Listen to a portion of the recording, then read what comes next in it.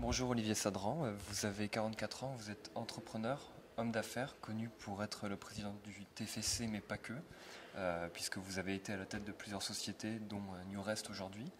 Certains qualifient votre parcours donc, de success story, vous n'aimez pas trop ce terme. Donc comment vous décririez-vous votre parcours?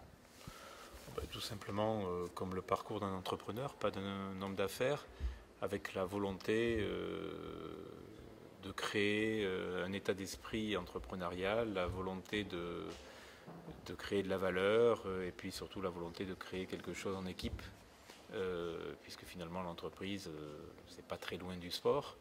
Et c'est vrai qu'aujourd'hui, on est une équipe de 25 000 personnes, donc ça fait une grande équipe, mais les valeurs sont les mêmes qu'au départ. Et ce qui a tout le temps été notre base de raisonnement, c'est celui du progrès, de la volonté de conquérir des marchés et de la volonté de réussir, parce que l'entreprise, c'est une aventure extraordinaire.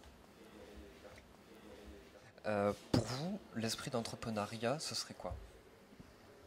Écoutez, ça serait d'abord de ne pas avoir d'interdit, de d'avoir des idées, une stratégie, d'aller au bout de ses convictions.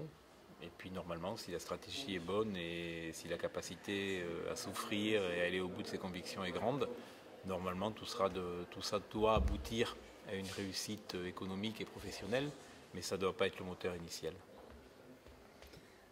Une réussite telle que vous l'avez connue dans les années 90, est-ce qu'elle serait encore possible aujourd'hui dans le contexte difficile qu'on connaît?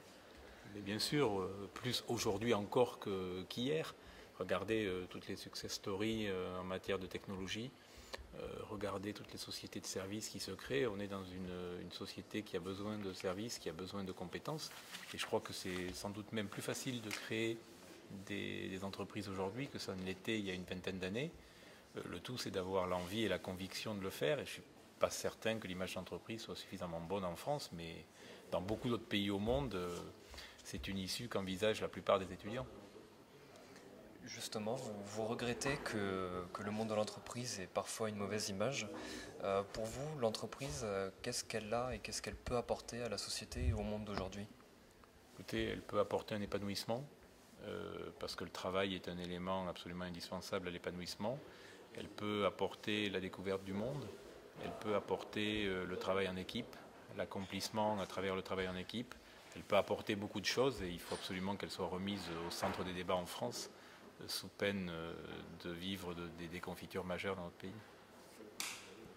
Est-ce que vous avez l'impression d'avoir fait des sacrifices pour en arriver là où vous en êtes aujourd'hui?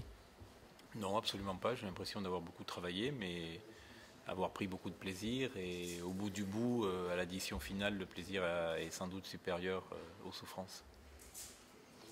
Et enfin, vous êtes ici à l'IEP devant des étudiants. Quels conseils vous leur donneriez pour réussir leur projet et leur carrière?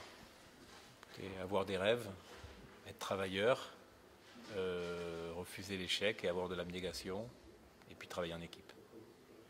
Merci beaucoup Olivier Merci Sadran. à vous.